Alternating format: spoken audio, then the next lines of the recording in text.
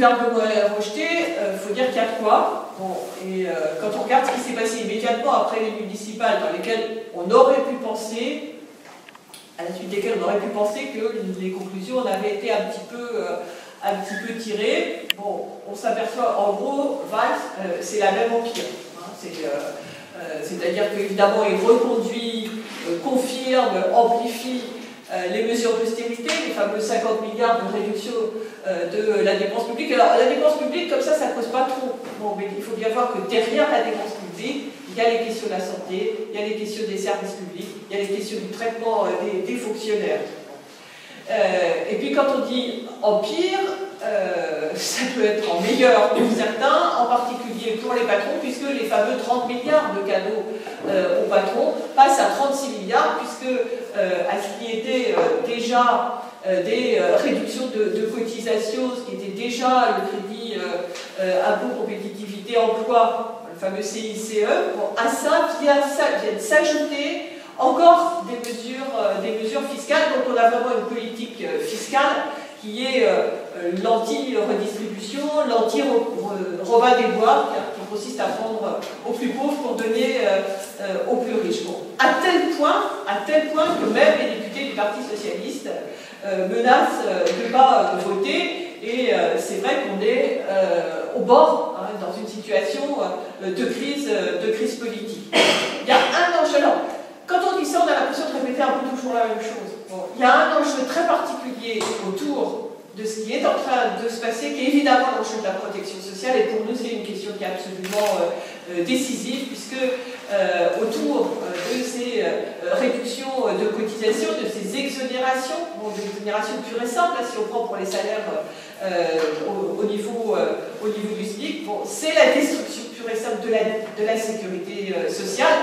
Bon, donc tout le monde s'accorde à dire quand même que finalement, si la crise a été un tout petit peu moins grave en France, c'est grâce à ces dispositifs-là. Ces dispositifs-là, ils ne sont évidemment pas tombés du ciel, ils ont été acquis de haute lutte et ils sont détruits petit à petit, mais là, avec un saut qualitatif tout à fait important. Donc, voilà, les municipales, ça a été quoi d'autre? Ça a été une abstention record, je l'ai dit, et puis ça a été le score du Front National. Et c'est dans ces conditions-là qu'on va aborder les élections européennes, et vous avez vu que partout s'affiche comme une banalité l'idée que le Front National pourrait arriver en tête. Donc ça donne en raccourci un petit peu les enjeux de la situation, c'est-à-dire que ce gouvernement formidablement antisocial et impopulaire, eh bien, son impopularité, elle bénéficie plutôt à la droite et à l'extrême droite. Et donc ça dit, en creux, je dirais, ce que nous, on doit faire, ce qu'on essaye de faire, c'est de faire apparaître, de faire vivre, de construire une opposition de gauche à ce gouvernement. Donc évidemment une opposition de gauche dans la rue. C'est ce qu'on a tenté et réussi au moment du 12 avril avec la manifestation nationale du 12 avril, manifestation d'opposition de gauche, d'opposition à ce gouvernement, où enfin,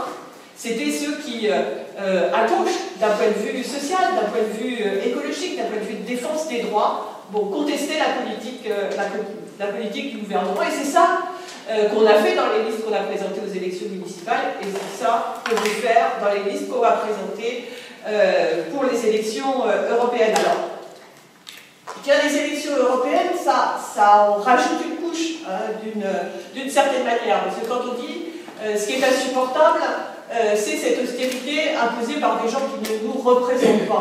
Bon, ben, l'Europe c'est ça, mais plus. Bon, l'Europe c'est, on peut dire, le triple A, austéritaire, antisocial et antidémocratique.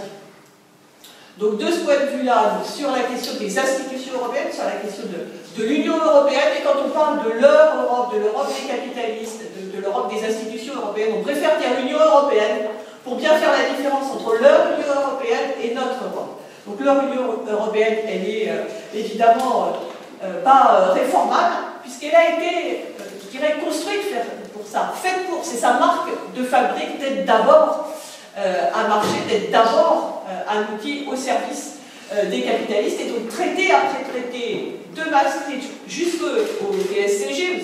pays que Hollande devait renégocier parce que vraiment c'était un traité d'austérité, etc., et qu'il a fait voter comme tel, en passant par Lisbonne, traité après traité, l'Union européenne qui a été construite, et une machine de guerre contre les droits sociaux. C'est une machine de guerre de mise en concurrence des salariés, de mise en concurrence des systèmes sociaux et de destruction des services publics au nom de la fameuse concurrence libre et non faussée. Et contrairement à ce qu'on nous dit, leur Union européenne n'est en aucun cas une protection contre la mondialisation. C'est l'inverse. Et ce qui illustre sans doute le mieux ça, c'est les négociations secrètes qui ont lieu actuellement entre l'Union européenne et les États-Unis autour de ce qu'on appelle le TAFTA, qui est le grand traité. Bon, TAFTA, c'est un joli nom pour. Il y a une chanson qui dit tout ce qui est dégueulasse, c'est un joli nom, je crois que c'est ça. TAFTA, c'est ça, c'est le grand traité transatlantique qui est en fait tout le pouvoir donné aux multinationales, c'est-à-dire la possibilité pour les multinationales non seulement de se débarrasser de toute norme, qu'elle soit sociale, qu'elle soit environnementale, mais en plus d'avoir raison, de se faire donner raison et d'intenter des procès contre tout ce qui, d'une manière ou d'une autre, peut limiter les profits de ces multinationales. Donc évidemment, pour nous, il n'y a pas d'ambiguïté, il faut rompre avec cette Union européenne, il faut rompre avec ces traités, il faut rompre avec ces institutions, mais la réponse qui doit être la nôtre est forcément une réponse à l'échelle européenne. Et je voudrais prendre juste deux exemples sur le terrain social et sur le terrain de la crise économique. Sur le terrain social, on peut illustrer cette mise en concurrence des salariés autour de ce qu'on appelle des salariés détachés. Et quelle est la réponse? Est-ce que la réponse, c'est fermons les frontières et haine à l'étranger, en particulier s'il est pauvre et travailleur, comme le fait le Front National? Non, évidemment non. La réponse, c'est alignons sur le haut, alignons par le haut, les conditions sociales, les conditions de salaire, les conditions de protection sociale. Et il y a une fantastique et une hypocrisie autour de cette affaire des travailleurs détachés. On nous dit, bon d'accord, on les paye au même salaire, mais comme ils n'ont pas la même protection sociale, eh ben, on met en concurrence les systèmes sociaux, et du coup, comme ils ont moins de protection sociale, ils sont payés moins cher, et ça fait cette concurrence. Il y a une et l'une seule réponse, qui est alignons les protections sociales sur l'eau et faisons en sorte que chaque salarié, que chaque travailleur, chaque travailleuse bénéficie du meilleur en termes de protection pour sa santé, pour sa retraite, pour ses congés, pour les accidents du travail. Bon, c'est ça la réponse. Bon, qui doit être déclinée et évidemment pour lesquelles il faut des mobilisations puissantes. De la même façon, on vit une crise écologique et en particulier une crise climatique absolument dramatique. Bon, tous les rapports du GIEC, les uns après les autres, montrent qu'en fait ce sont les prévisions les plus dramatiques qui se vérifient. Donc on a une catastrophe climatique qui est annoncée, qui se soldera par des conséquences extrêmement fortes sur des centaines de millions de personnes. Bon. La réponse, elle est nécessairement une réponse mondiale, mais d'abord une réponse continentale. Bon, et que ce soit sur les questions de l'énergie, que ce soit sur les questions de transport, que ce soit sur les questions d'agriculture, il faut effectivement avoir des politiques qui soient des politiques communes, qui soient des politiques centrées autour de logiques de services publics, de services publics décentralisés, contrôlés démocratiquement, autogérés, mais qui permettent effectivement d'avoir des services publics de l'énergie qui permettent de sortir du nucléaire, qui permettent de sortir des énergies fossiles. Il faut une interdiction européenne d'exploration des gaz de schiste, par exemple, puisqu'on nous dit ah, on est bien obligé de le faire parce que ceux qui le font ont une sorte d'avantage compétitif par rapport à Nouvel An. La réponse, elle est le meilleur pour tous et pour toutes, donc l'interdiction de l'exploration des gaz de schiste. Bon, sur la question des transports de personnes, c'est favoriser de manière européenne, de manière coordonnée, les transports publics, collectifs, gratuits, pour tout ce qui est transport quotidien. Sur la question de l'agriculture, évidemment, il faut une réforme en profondeur de la politique agricole commune, de façon à favoriser une agriculture qui soit créatrice d'emplois, une agriculture qui soit sans pesticides, sans OGM. Et là encore, pour retirer l'argument de la mise en concurrence, il faut une politique qui soit une politique imposée par les travailleurs, par les peuples, par les mobilisations à l'échelle de l'Europe. Voilà, c'est ça le sens profond de notre campagne, de la campagne qu'on va mener pour ces élections européennes, des 5 listes qu'on propose, qu'on va présenter pour dire de façon efficace et lisible, non, vous ne nous représentez pas, ce gouvernement ne nous représente pas, ces institutions européennes ne nous représentent pas. On veut pouvoir refuser la droite et l'extrême droite, on veut refuser l'austérité et on veut une Europe anticapitaliste, une Europe solidaire, une Europe qui sera faite par et pour les salariés, les chômeurs, les jeunes, qu'on appelle une Europe des travailleurs et des travailleuses, une Europe des peuples. Voilà. Donc on présente 5 listes. Dans quel ordre? Voilà, comme ça. Donc 5 listes qui seront dans l'Est, donc une liste qui sera conduite par Gaël Diaferra. Diaferga, voilà, qui est fait, évidemment. Gaël, donc, il dira évidemment 2 mots sur sa région. Il est de Metz, il est employé administratif, 33 ans, impliqué. Alors, on est toutes et tous des militants anticapitalistes, des militants internationalistes, des syndicalistes, militants féministes, des militants pour l'égalité des droits, des militants pour l'écosocialisme. Mais chacune d'entre nous a des investissements qui le tiennent particulièrement à cœur. Gaël est particulièrement investi dans les combats pour l'égalité des droits et contre l'homophobie. Et puis, donc, je dis que Gaël c'était dans l'Est puisqu'il est de Metz. Pierre Leménez, lui, est retraité, donc, mais il est retraité de la SBFM, donc la SBFM, ça doit dire quelque chose à celles et ceux qui ont suivi les luttes, en particulier en Bretagne, les mobilisations contre les licenciements. Pierre est donc militant syndical, et puis il a écrit, il en parlera mieux que moi, quelque chose dont le nom dit bien le contenu, qui s'appelle La France d'en bas. Notre liste dans l'Ouest, qui est conduite par Pierre, a une particularité, c'est une liste qui est commune avec une organisation qui s'appelle Résistance, mais dont Pierre parlera sans doute tout à l'heure. Bon, les absents n'ont pas tort, forcément. Donc, c'est donc Philippe Poutou, que j'aurais moins de mal à présenter, donc, qui était notre candidat à l'élection présidentielle, qui conduira la liste du Sud-Ouest. Puis Olivier, c'est facile aussi. Donc Olivier Besancenot conduira la liste en Île-de-France. Voilà. Et donc moi, je suis Christine Poupin et je serai tête de liste dans le Nord-Ouest. Ah ben voilà, moi je vais m'arrêter là. Et puis je passe la parole à Gaël, Pierre, Gaël. On va voir. Plouf, plouf. Bah, je commence. Donc, il y a une liste que je vais conduire, ou que je conduis dans l'Est, donc dans une grande circonscription européenne, qui est une circonscription de taille encore, sans doute les plus industrielles, et qui est très marquée par la crise. C'est une liste de travailleurs, une liste des classes populaires, mais à la différence d'une autre liste, la liste du Parti Socialiste, qui est conduite par Édouard Martin, qui s'est fait connaître dans la lutte des salariés de l'ArcelorMittal, les travailleurs qui sont sur la liste du NPA, y compris des sidérurgistes par ailleurs, c'est des travailleurs qui décident de ne pas jouer contre leur camp, contrairement à Édouard Martin, et qui du coup défendent une autre politique dans les élections qui viennent.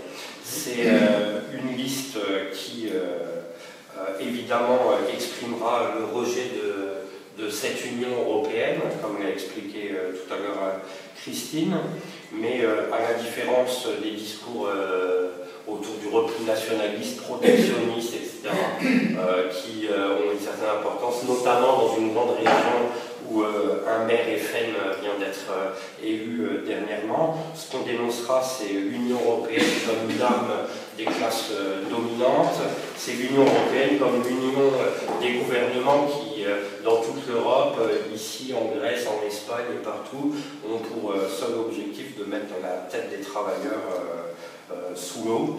Et au contraire du protectionnisme, on essaiera de donner des exemples pour montrer que c'est plutôt la solidarité internationaliste, y compris dans nos préoccupations quotidiennes, qui nous permet de nous en sortir. Quand on reprend par exemple la lutte pour l'emploi chez ArcelorMittal, ArcelorMittal c'est quand même un groupe qui a une situation de quasi-monopole dans la sidérurgie dans le monde et qui est en tout cas une classe très dominante, qui a fermé, vous savez, les hauts fourneaux de Florence malgré une lutte importante, mais qui a aussi fermé les hauts fourneaux de Liège et qui en réalité en 10 ans a supprimé près de 40 000 emplois en Europe.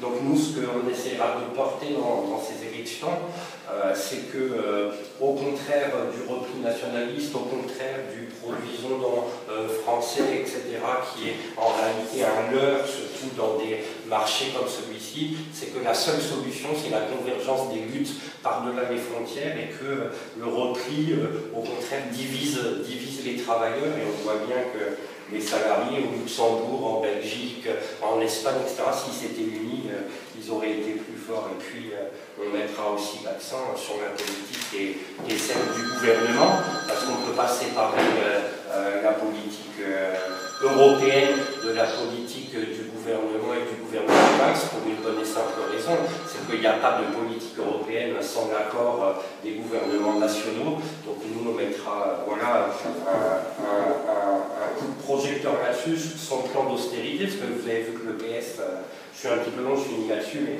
le PS, ils font une campagne maintenant sur refusant l'austérité en Europe, mais bon, l'austérité en Europe, c'est évidemment eux qui la coordonnent, et puis l'austérité en France, en tout cas, à l'évidence, c'est eux qui viennent de l'imposer autour d'un plan qui est extrêmement d'économie, qui est extrêmement important, de réduction des dépenses, gel du salaire des fonctionnaires encore, économie dans toute une série, etc., de choses extrêmement importantes, de prestations sociales, etc. Donc on essaiera de porter l'idée que contre ce gouvernement, il y a besoin d'une urgence de mobilisation, d'une opposition ouvrière, populaire au gouvernement, et que ça passe par des luttes. Ça passera par la construction de mobilisation, de grève, de leur convergence, mais que ce moment électoral, c'est un moment aussi de soutenir cette idée. Ce qu'on propose aux électeurs, c'est de soutenir l'idée de la nécessité de se battre ensemble et de l'exprimer, de défendre des revendications dans ce sens.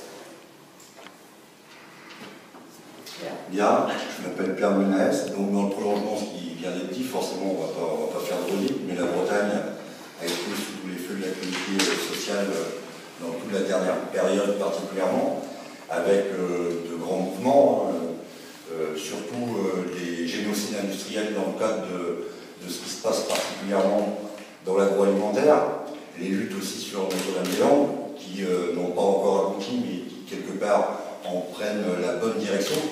Et c'est pour ça que j'insisterai lourdement sur ce qui vient également d'être dit, c'est que c'est la preuve que les luttes payent et que les luttes peuvent faire avancer un certain nombre de choses pour les salariés.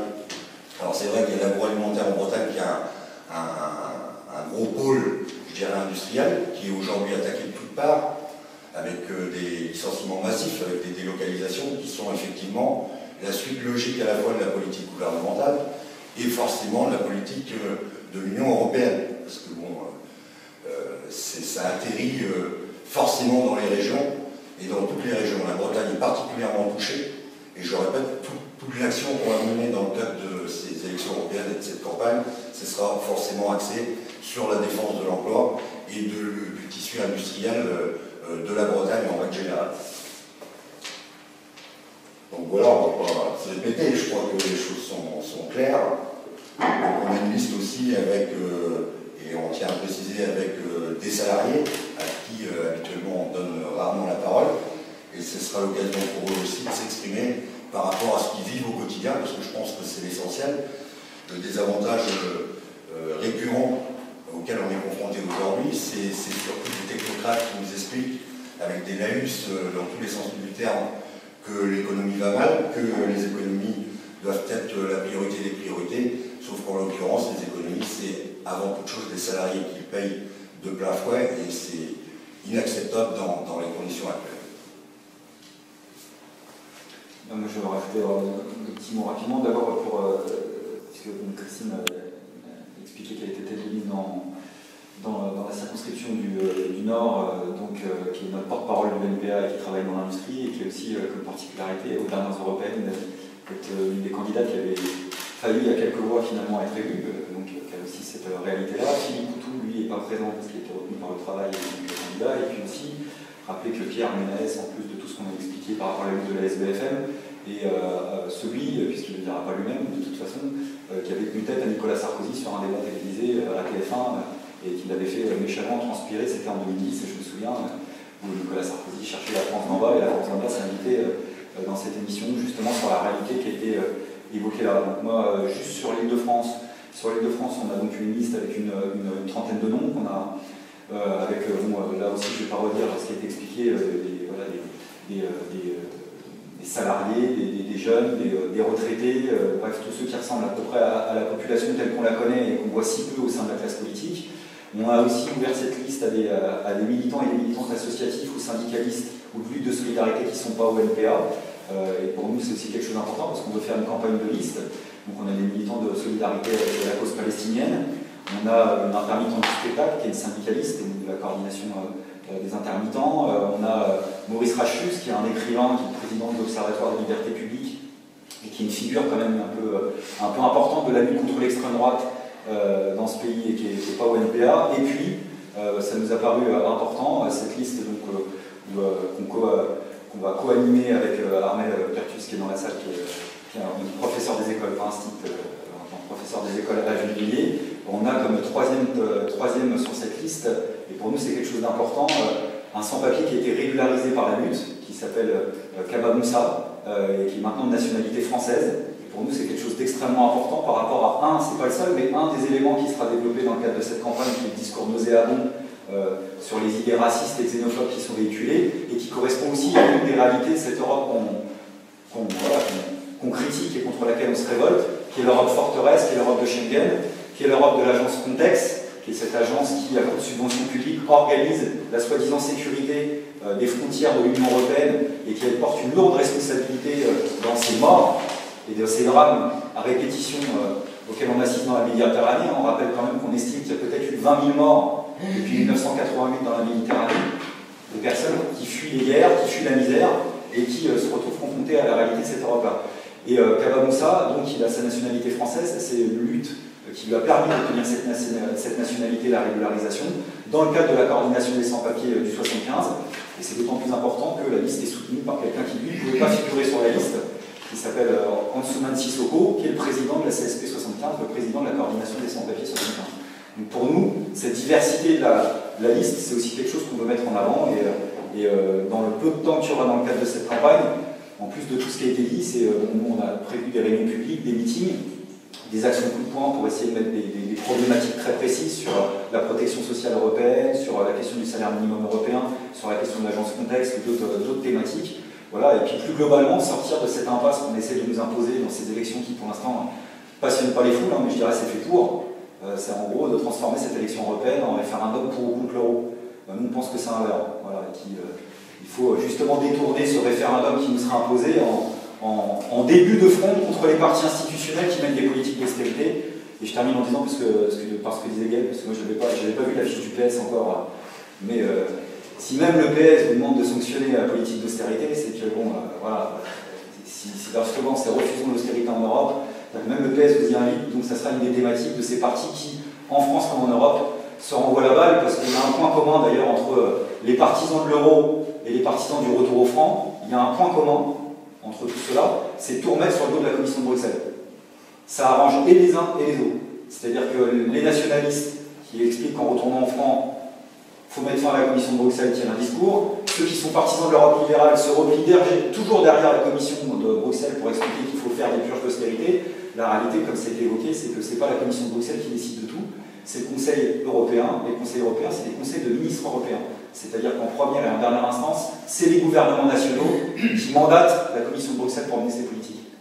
Et donc ce débat, il a aussi ce point commun entre les uns et les autres, et humblement, modestement, on veut essayer de participer à sortir un peu de cet étau dans lequel on cherche à nous imposer depuis le début de cette campagne.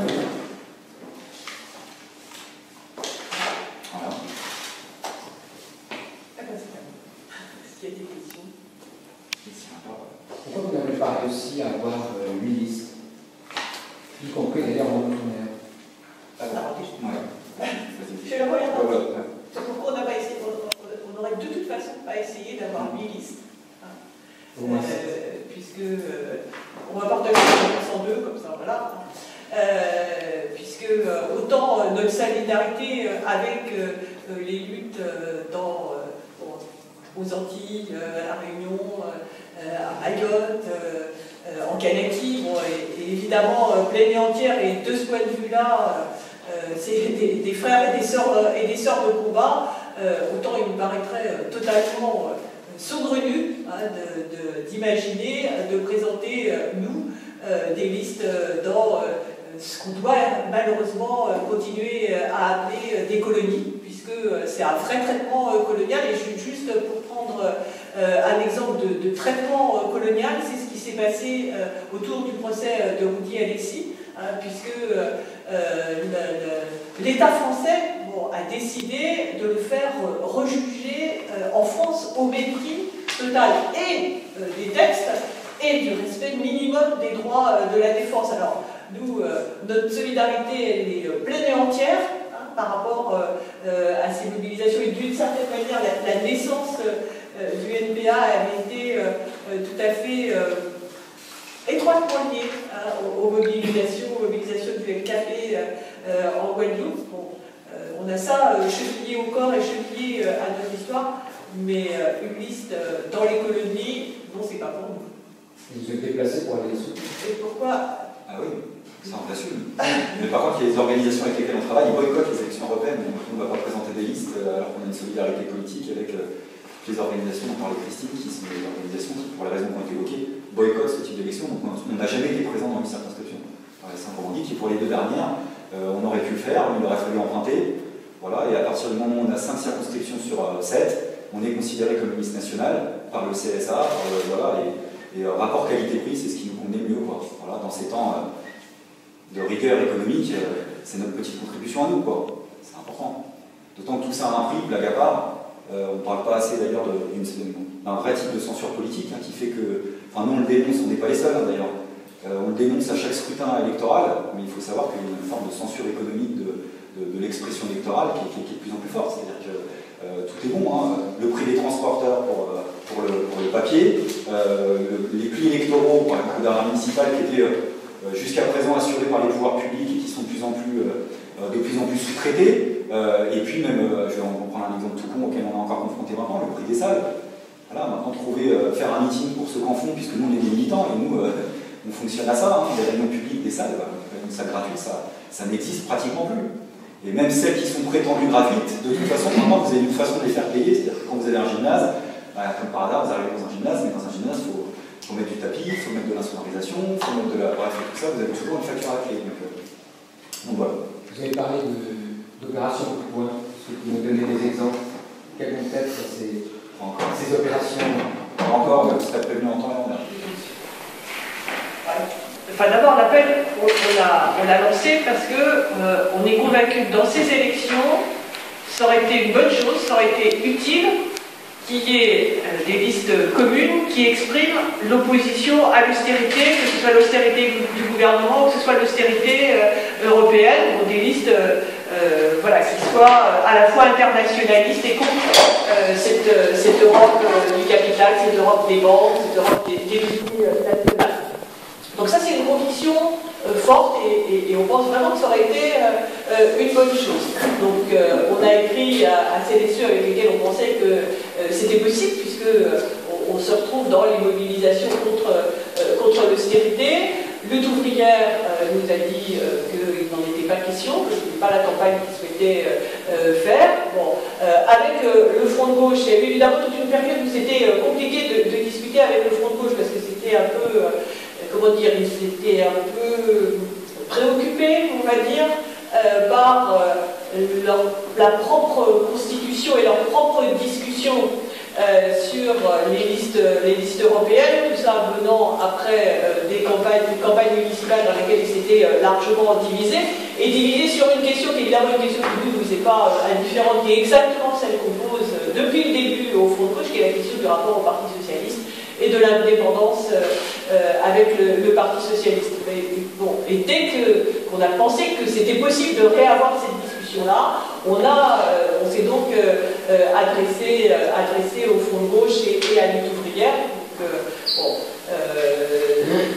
C'est vrai qu'ils avaient eu tellement de mal à se mettre d'accord et à équilibrer leur tête de liste que, évidemment, la discussion était compliquée. Ça ne nous a pas empêché, et on n'est pas du genre rancunier, ça ne nous a pas empêché de réussir le 12 avril en commun, donc cette première manifestation d'opposition de gauche au gouvernement. C'est une bonne chose, ça ne nous empêchera pas de continuer à faire des propositions unitaires contre le gouvernement et contre l'austérité.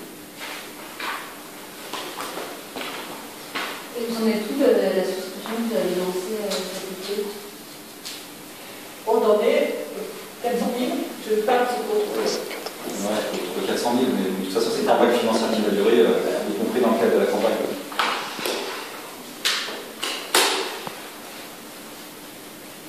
J'ai une dernière question, M. Monceau, du coup, c'est un peu votre retour sur le demande de la scène, pourquoi ce soir? Je ne sais pas de quelle scène on parle. La scène politique, vous étiez un peu... La scène politique, je ne l'ai jamais quittée. Voilà. Après, il y a un regard politique et médiatique dominant qui consiste à penser que quand on n'est pas candidat à toutes les élections, on quitte une certaine scène. Moi, la scène militante, je ne l'ai jamais quittée, pas une partie, ni des luttes. Donc pour moi, il y a une continuité. Et là, la fierté qu'on a, c'est de pouvoir justement montrer qu'on a plusieurs visages et qu'il y a les visages des têtes de liste qu'on présente là, et c'est aussi la réalité des listes elles-mêmes. Et pour nous, c'est extrêmement important, ça rejoint ce que disait Christine. Je pense qu'on est en train de vivre une crise politique absolument majeure qui a fait que s'accentuer, et dans l'idée des têtes de liste à ces élections en Ile-de-France, il y a évidemment l'urgence sociale et politique telle qu'on la vit tous. Et l'urgence politique, c'est qu'on a entouré de personnes qui pensent que les partis ne représentent plus, que les partis institutionnels sont carbonisés. Et donc, nous, je dirais, notre première victoire, c'est la constitution de ces listes-là, c'est faire des listes qui ne ressemblent pas à la classe politique. Voilà. Et qui ressemblent à ceux et celles qu'on côtoie et ceux et celles avec qui on lutte, parce qu'il y a aussi une jonction sur les combats du quotidien qu'on mène et puis ce type d'élection. Donc voilà, et les européennes, c'est un peu d'ailleurs comme les municipales, mais c'est moins visible parce que c'est éclaté, dispersé dans toute une série de listes, mais c'est des campagnes de listes, comme des campagnes collectives.